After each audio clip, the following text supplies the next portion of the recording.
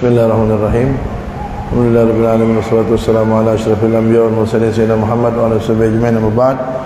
Faqala al-musannif musyari rahimahullah ta'ala nafa'ana bihima wa bi ulumihima wa bi syayikhina wa bi ulumil ulama'il 'amilin fid darin amin. Faslun fi ma la yasihhu nikahu illa bihi, bab tentang nikah tidak sah kecuali dengan hal-hal ini. Wa la yasihhu aqdun nikahi illa biwaliyin, tidak sah akad nikah itu kecuali dengan wali. Nanti akan disebutkan siapa aja itu wali nikah.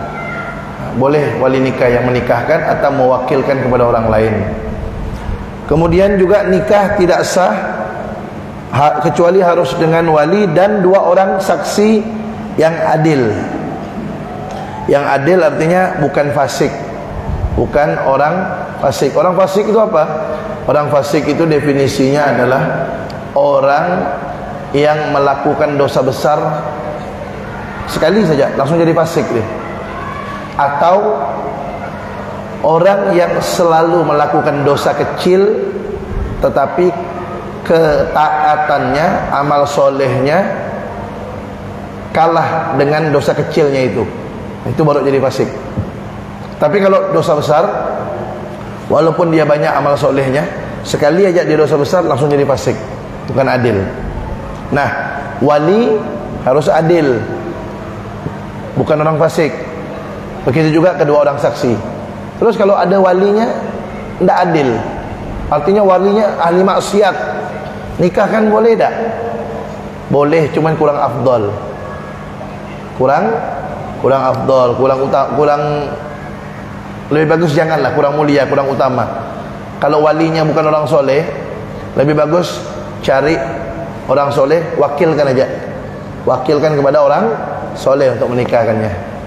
Walaupun kalau dia wali itu bukan orang soleh, nanti orang fasik, kalau dia tetap mau menikahkan tetap sah, yang penting dia walinya, cuman kurang afdal. Kemudian wa yaftaqirul wali wasyahidani ila sittati syara'id, dan wali serta dua orang saksi itu memerlukan 6 syarat. Jadi rukun nikah itu ada 5. Rukun nikah itu ada 5. Wali, dua orang saksi, ada laki-laki perempuan, kemudian ada ijab kabul. Ada laki-laki dan perempuan di sini, bukan perempuan harus hadir di situ. Artinya perempuan yang mau dinikahkan itu ada orangnya hidup, bukan mati itu. Itu rukunnya nikah 5. Nah, nikah harus pakai wali dan pakai saksi, dua orang saksi. Dan wali serta dua orang saksi itu harus mencukupi 6 syarat. Yang pertama, syaratnya wali dan dua orang saksi adalah al-awwal al-islam, harus orang Islam. Wathani, yang kedua al-bulugh, harus sudah baligh. Tak boleh wali nikah belum baligh. Kalau belum baligh, nanti walinya pindah ke orang yang setelahnya. Nanti akan disebutkan siapa-siapa aja itu para wali nikah. Kemudian watsalis, yang ketiga al-aqlu, wali harus berakal. Fala yakunu waliyul mar'ati majnunan, maka tidak boleh wali nikah itu seorang yang gila. Sawaun atbaqa jununuhu au taqatta'a, baik itu gilanya berkepanjangan atau gilanya datang-datang. Obat habis gila, minum obat sembuh. Walaupun gilanya seperti itu, tak boleh jadi wali nikah. Warabi', yang keempat al-hurriyah, harus orang yang merdeka. Seorang budak tidak boleh menjadi wali nikah. Yang kemudian wal khamis, yang kelima az-dzukurah, laki-laki. Perempuan tidak boleh menjadi wali nikah. Kemudian wasadis, yang terakhir, yang keenam al-adalah, orang yang adil, bukan orang fasik. Kalau 5 tu harus tu, 5 tadi tu. Islam, baligh, berakal, merdeka, laki-laki. Ini harus, tak bisa ditawar. Tapi kalau yang keenam ini adil, bukan fasik. Nah ini kalau dia walinya fasik, memaksakan mau nikah, masih sah nikahnya. Cuman lebih bagus wakilkan kepada orang yang soleh, itu lebih bagus. Kemudian nih wa aulal wulah ai ahaqqul awliya bitazwid. Nah sekarang siapakah wali yang paling berhak untuk menikahkan? Hafalkan nih, gampang hafalnya. Yang pertama al-ab, ayah. Kemudian thummal jad, abul ab. Kemudian kakek sebelah ayah. Kakek sebelah ibu tak boleh, kakek sebelah ayah. Kemudian yang ketiga thummal akh lil ab wal awil akhi syaqiq, awil akhu syaqiq. Kemudian yang ketiga saudara kandung. Thummal akh lil ab, kemudian saudara seayah. Yang keempat saudara seibu tak boleh, pokoknya yang sebelah ibu ni tak boleh. Kemudian yang keempat saudara seayah.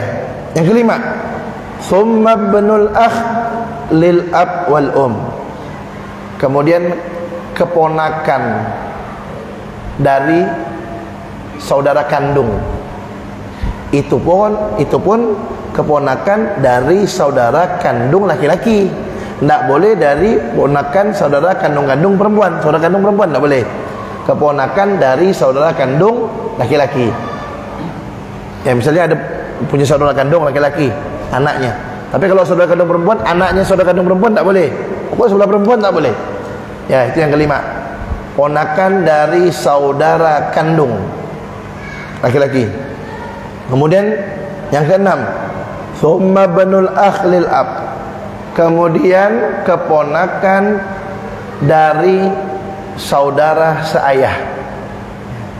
Kita punya saudara laki-laki seayah, anaknya dia. Itu yang keenam.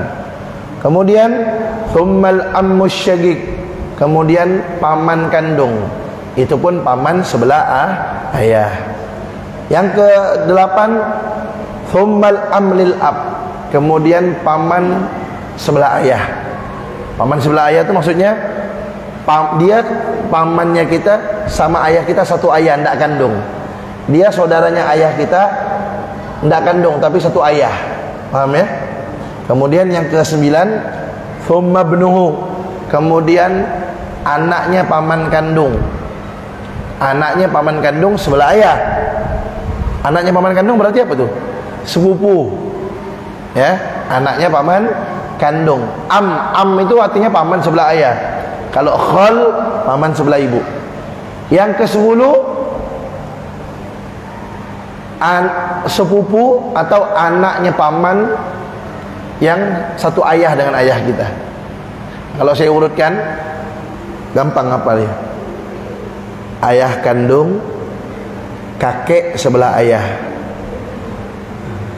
Kalau kakek tak ada ni, bapaknya kakek, tapi jarang pula begitu. Kakek tak ada, bapak kakek. Tapi kalau ada misalnya kakek tak ada, bapaknya kakek ada, bapaknya kakek tu sebelah ayah ya. Nah, itu yang kedua. Ayah, kakek sebelah ayah, saudara kandung laki-laki tentunya, saudara seayah, ponakan dari saudara kandung. Jadi habis saudara tu bukan langsung ke paman, bukan. Habis dari saudara tu ke ponakan dulu. Ya, saya ulangi nih, hafalkan nih.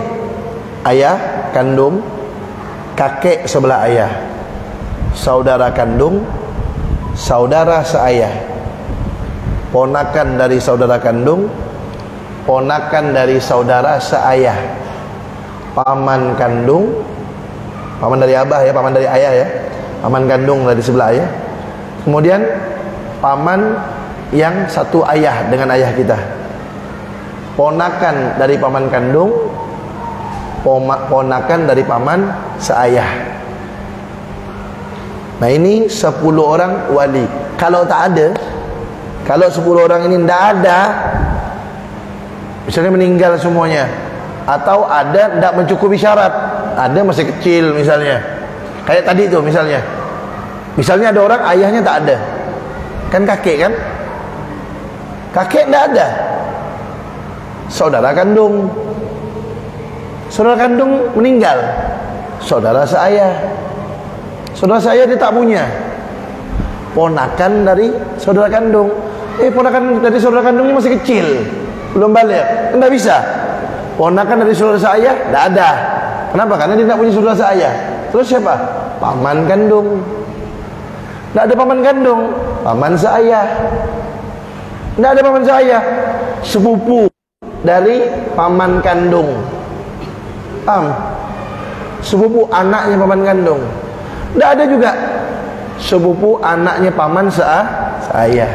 Kalau tidak ada semua, atau ada tapi tidak mencukupi syarat, seperti tadi masih kecil atau gila dan lain sebagainya, ada atau tidak ada, atau ada tapi tidak mencukupi syarat, maka kalau 10-nya ini tidak ada atau tidak mencukupi syarat, maka pindahlah ke wali hakim, ya, pindah ke wali hakim.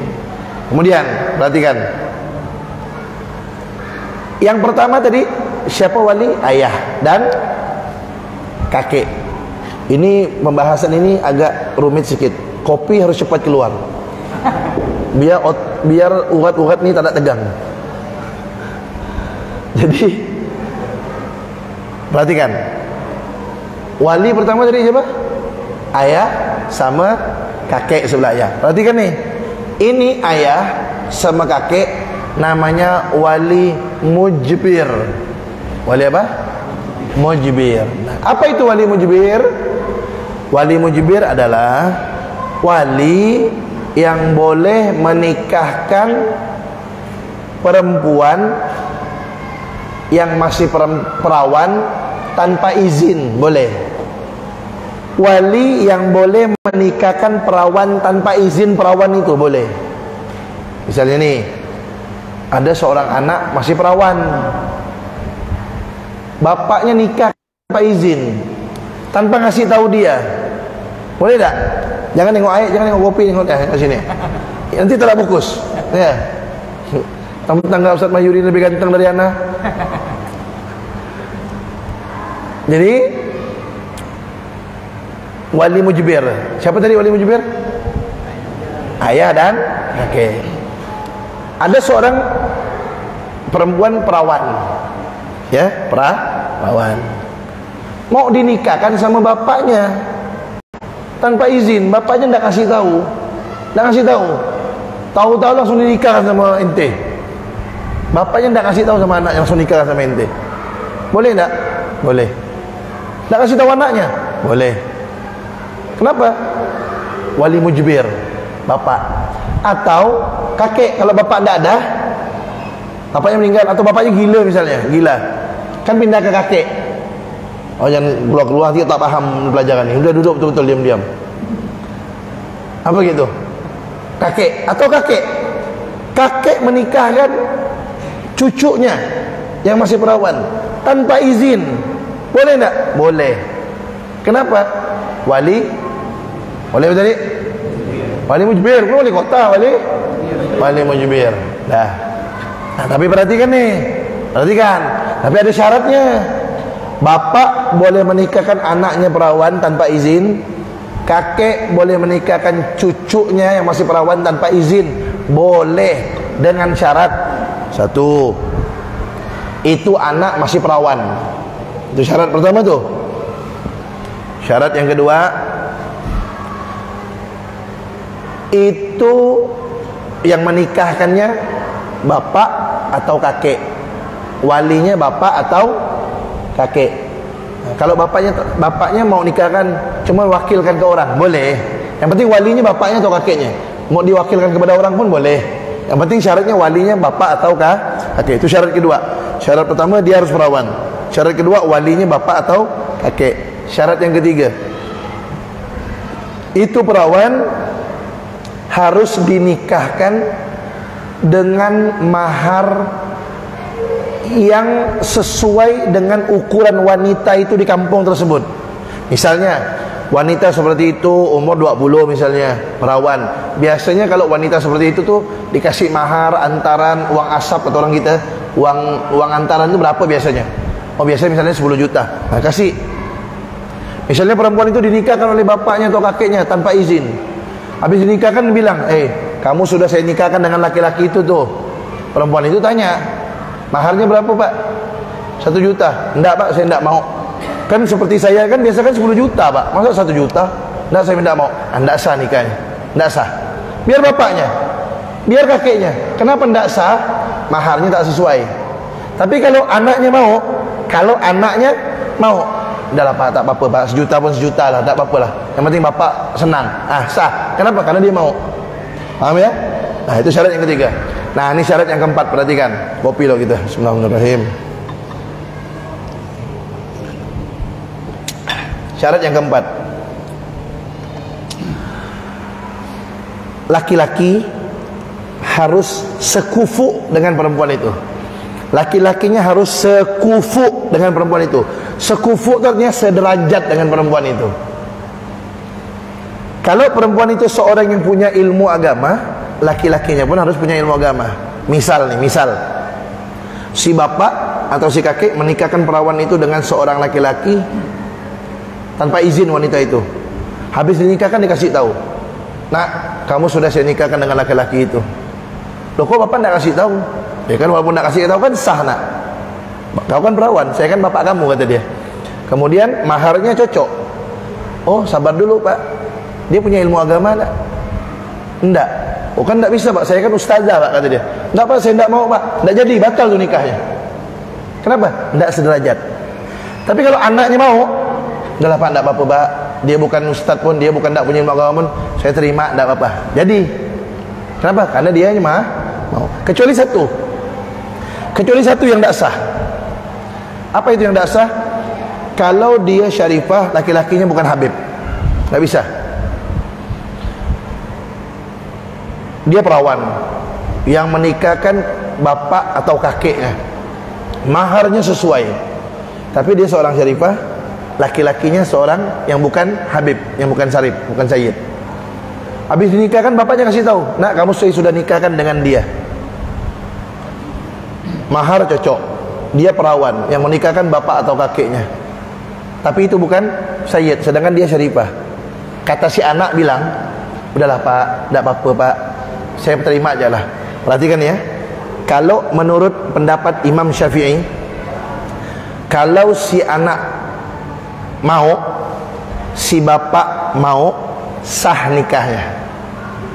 Tapi dalam bab ini, dalam urusan ini, para ulama dari kalangan habaib, para wali-wali Allah dari kalangan habaib, untuk urusan ini tidak ngikut pendapatnya Imam Syafi'i, tapi mengikut pendapatnya Imam Ahmad bin Hanbal, Imam Hambali. Imam Hambali bilang apa? Walaupun si anaknya mau, walaupun si bapaknya mau, nikahnya tetap tidak sah.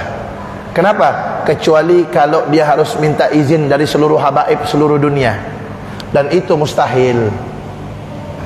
Urusan ini, urusan pernikahan syarifah dengan selain habib, para ulama dari kalangan habaib, para wali-wali Allah, para wali-wali kutub dari kalangan habaib, urusan ini tidak mengikuti pendapat Imam Syafi'i, tapi mengikuti pendapat Imam Hambali, Ahmad bin Hanbal. Beliau mengatakan walaupun si walinya mau, walaupun si perempuannya mau, tetap tidak sah, harus minta izin sama seluruh habaib seluruh dunia.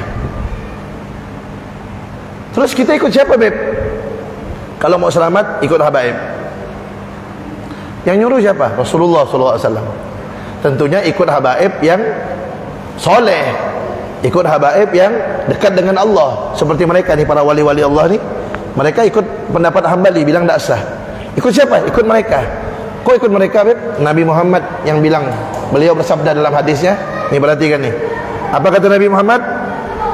Masalu ahli baiti kamathali safinati Nuh, man rakibaha naja wa man gharik.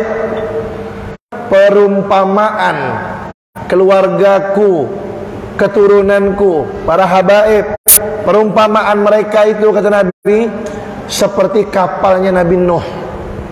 Siapa yang ikut selamat, siapa yang tidak ikut tenggelam. Artinya kalau mau selamat ikut nih para habaib. Jangan coba-coba menikahkan Syarifah dengan yang bukan Sayyid, dengan bukan Habib. Bahaya nanti, celaka nanti hidupnya. Kenapa? Karena dia tidak ikut habaib. Orang yang tidak ikut habaib, kata Nabi Muhammad, seperti orang yang tidak mau ikut kapal Nabi Nuh, tenggelam, celaka nanti. Paham ya? Nah, makanya kita para habaib sangat berpegang masalah ini. Tidak mau kita menikahkan Syarifah kepada yang bukan Sayyid. Nah, karena begitu, datuk-datuk kita dulu, para orang-orang soleh, para wali-wali Allah, para wali-wali kutub, pemimpin para wali-wali dulu, tidak ada yang menikahkan anaknya dengan yang bukan Syarifah. Nah, kita ikut mereka. Kenapa? Kalau mau selamat, kata Nabi Muhammad SAW. Nah, itu wali-wali ya. Nah, itu yang pertama. Kemudian yang kedua, perhatikan. Kalau bukan ayah, kalau bukan kakek, misalnya ada wanita hanya meninggal atau kakeknya pun meninggal, pindah ke siapa jadi? Ayah tidak ada, kakek tidak ada, pindah ke saudara. Nah, dari mulai saudara nih, saya ulangi ya, ayah meninggal, kakek meninggal misalnya, saudara kandung, saudara seayah, anak saudara kandung, anak saudara seayah, paman kandung, paman seayah, anak paman kandung, anak paman seayah. Ini 8 orang, perhatikan. Ini 8 orang ini bukan wali mujbir, bukan wali mujbir. Nah, mereka ini kalau mau menikahkan, walaupun yang mau dinikahkannya perawan, misalnya ayah meninggal tadi itu, kakek meninggal, kan pindah ke saudara. Ini ada saudara mau nikahkan saudarinya, ada saudara mau nikahkan saudarinya, atau yang lain-lainnya nih, yang 8 orang nih, 8 wali yang sisa nih, mau nikahkan perawan, harus izin. Harus izin. Saya mau nikahkan kamu dengan laki-laki itu tuh, dengan mahar sekian tunai, mau enggak? Perhatikan nih, kalau perawan dia diamnya cukup. Misal inti punya adik perempuan nih, misalnya, saya intil ada orang lah, ada 1 orang, ayahnya meninggal, kakeknya meninggal, dia mau nikahkan adiknya perempuan dia mau nikahkan, adiknya masih perawan atau kakaknya masih perawan.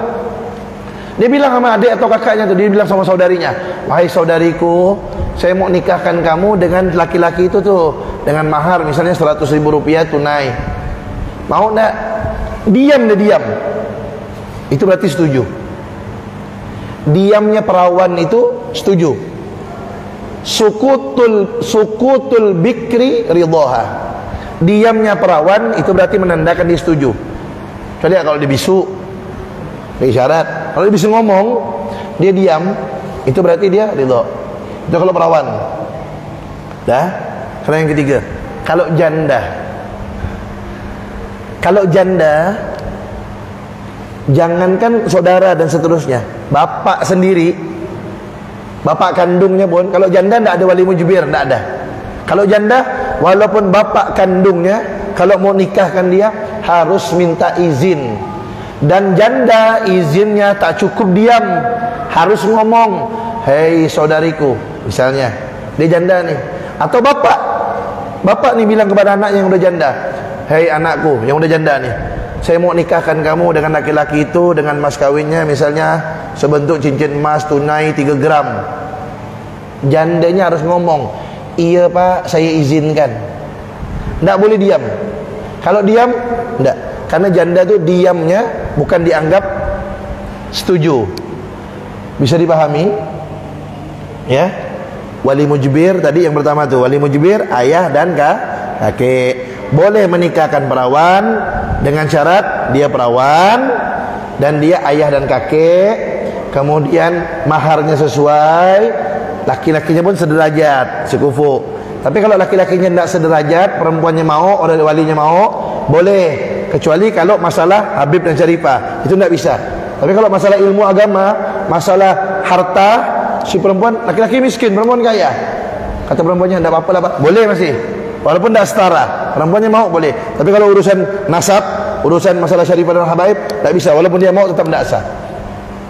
Nah, Yang pertama. Yang kedua tadi, kalau selain ayah dan kakek, saudara dan selainnya itu yang 8 orang, itu kalau mau menikahkan, walaupun perawan yang mau menikahkan harus izin. Makanya kalau yang ayahnya udah tidak ada, atau yang kakeknya udah tidak ada, atau maaf misalnya ada ayahnya masih ada, cuman udah tua, udah pikun, udah ingat, nah, itu berarti gugur, kewaliannya gugur. Pindah ke siapa? Pindah ke kakek. Kakek udah meninggal, pindah ke siapa? Saudara.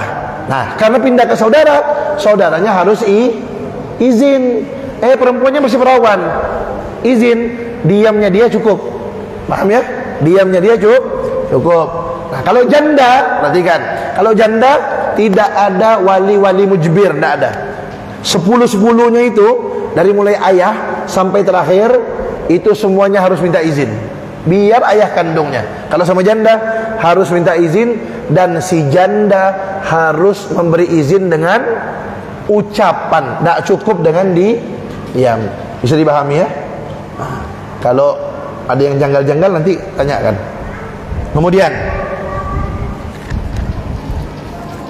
kalau di pondok saya suruh hafal kan, ini santri ini tak hafal saya berdiri kan. Ya saya ngajar gini nih. Ya, pertemuan akan datang hafalkan. 10 wali-wali hafalkan. Yang tak hafal berdiri. Pertemuan akan datang saya suruh ente. Gitu. Ya. Tak hafal berdiri. Oh, di pondok.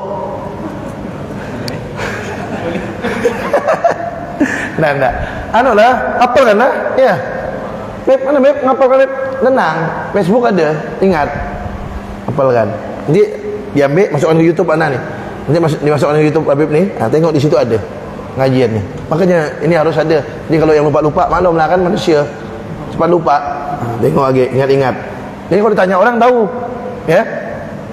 Makanya kalau ada saudara mau nikahkan, kalau ada saudara mau nikahkan saudarinya, tanya dia udah izin belum? Woi, izin lo. Suruh izin dia. Kalau bukan ayah, kalau bukan kakek, ataupun kalau ayah tapi anaknya janda dah, suruh izin. Pak, udah izin belum sama anak tu? Belum, izin lo Pak. Kalau anaknya janda ya, izin Pak. Dan si anak yang janda tu harus ngomong, iya, saya izinkan. Harus gitu. Nah, kalau perawan, kalau bapak yang nikahkan enggak usah, diam-diam ya. Tapi kalau saudara, udah izin belum sama saudari ente itu? Izin. Nah, kalau saudarinya masih perawan, cukup diam dari ridhonya. Nah, gitu. Jadi tahu kita siapa wali-wali sebenarnya. Kemudian, kalau wali yang 10 itu tidak ada, baru pindah kepada wali hakim. Nah, kemudian, wala yajuzu an yusarriha bi khitbati mu'taddatin an wafatin aw talaqi ba'inin aw raj'iyyin. Tidak boleh mengajak nikah kepada wanita yang sedang melaksanakan masa iddah. Ada wanita janda, suaminya meninggal, dia lagi melaksanakan masa iddah. Nanti ada pembahasan masa iddah, cuma saya jelaskan sedikit. Masa iddah itu terbagi 2. Kalau seorang wanita suaminya meninggal, berapa lama masa iddahnya? Kalau dia lagi hamil sampai melahirkan. Kalau dia tidak hamil 4 bulan 10 hari. Ya, itu kalau suami meninggal. Kalau yang dicerai, yang kedua sekarang yang dicerai, berapa masa iddahnya? Kalau ada wanita dicerai, kalau dia lagi hamil sampai melahirkan. Kalau dia tidak hamil, lihat dulu dia masih haid tak? Kalau masih haid, 3 kali suci. 3 kali suci, paham tak? Ini dia dicerai nih, dia dicerai lagi suci nih, dicerai. Tunggu haid suci ya, baru 1 tuh. Haid suci 2, haid suci 3, sekitar 3 bulan. Kalau dia masih haid, kalau dia udah tidak haid lagi, perempuan yang udah tidak haid, maka 3 bulan masa iddahnya. Makanya perempuan itu dicerai kalau lagi haid haram, dosa, walaupun jatuh cerainya. Ada perempuan lagi haid dicerai sama suaminya, sah tak cerainya? Sah. Jatuh tak cerai talaknya? Jatuh, cuman dosa suaminya. Kenapa dosa? Karena ketika dia dicerai masa haid, setelah dia suci itu, kan dia haid nih, lagi haid nih. Ketika dia suci, ini suci nih, yang pertama ini suci nih, belum dihitung masa suci. Nanti bulan depan, itu baru suci, kan panjang waktunya. Kesian dia. Saya ulangi. Jadi perempuan kalau dia dicerai talak 1, talak 2 atau talak 3, maka masa iddahnya kalau dia hamil sampai melahirkan, kalau tidak hamil, kalau dia masih haid 3 kali suci, kalau dia tidak haid lagi 3 bulan. Nah, itu perempuan yang lagi melaksanakan masa iddah, baik suaminya meninggal atau dia dicerai, tak boleh diajak kawin, tak boleh diajak terang-terangan untuk nikah, tak boleh, walaupun nikahnya setelah masa iddah. Kalau nikah lagi masa iddah, nikah haram, tidak sah nikahnya. Jangankan nikah, ngajak dia nikah, contohnya begini, udah ada calon belum tuh? Udah ada calon belum tuh? Ini perempuan lagi masa iddah nih, suaminya meninggal atau dia dicerai, belum selesai masa iddah. Laki-laki datang, udah ada calon belum tuh? Belum ada. Boleh lah nih, habis masa iddah nikah nih.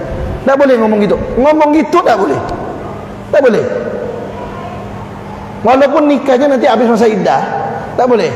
Jadi perempuan lagi melaksanakan iddah, jangan diomongkan tentang untuk ngajak dia nikah, walaupun nikahnya setelah masa iddah, tak boleh. Dengan kalimat yang terang-terangan, tak boleh. Tapi perhatikan ya, itu namanya kalimat sharih, kalimat terang-terangan, tak boleh. Tapi kalau kalimatnya kiasan, contoh kiasan gini, banyak orang naksir kamu kau nih, itu kan tak ngajak nikah tuh. Banyak orang yang naksir sama kau nih, itu kan tidak ngajak nikah. Kalimat kiasan, pasti banyak orang yang mau daftar nanti ini. Itu kan kalimat kiasan. Boleh tidak tuh ngomong gitu? Boleh kalau perempuan yang suaminya meninggal atau yang ditalak 3, boleh. Tapi yang ditalak 1, talak 2, ngomong gitu pun tak boleh, haram. Ngomong pakai kiasan pun tak boleh. Paham ya? Nah, kalau pakai ngomong, saya ulangi ya, sharih artinya terang-terangan, kinayah artinya kiasan. Kalau pakai kalimat sharih terang-terangan, mau dia suaminya meninggal, mau talak 3, talak 1, talak 2, kalau pakai kalimat yang terang-terangan ngajak nikah, walaupun nikahnya habis masa iddah, tidak boleh, haram. Tapi kalau pakai kalimat kiasan kayak tadi, banyak orang naksir sama kamu nih, nah itu boleh kalau yang suaminya udah meninggal atau yang ditalak 3. Tapi kalau yang talak 1, talak 2, kalimat kinayah kiasan pun tak boleh. Paham ya? Ini perempuan kalau lagi masa iddah, jangankan dinikahi, diomongkan aja nikah aja haram, tak boleh. Tunggu dia selesai masa iddah, baru dia boleh diajak nikah. Udah isyak deh. Ya. Nah, kalau udah selesai masa iddah, baru omongkan. Kalau dia mau, baru dinikahkan. Ya, paham ya? Dalam masa iddah, perempuan tidak boleh dinikahi. Jangankan dinikahi, diajak nikah saja tidak boleh. Naam. Wallahu a'lam bishawab. Kalau ada pertanyaan, kita dengarkan azan dulu.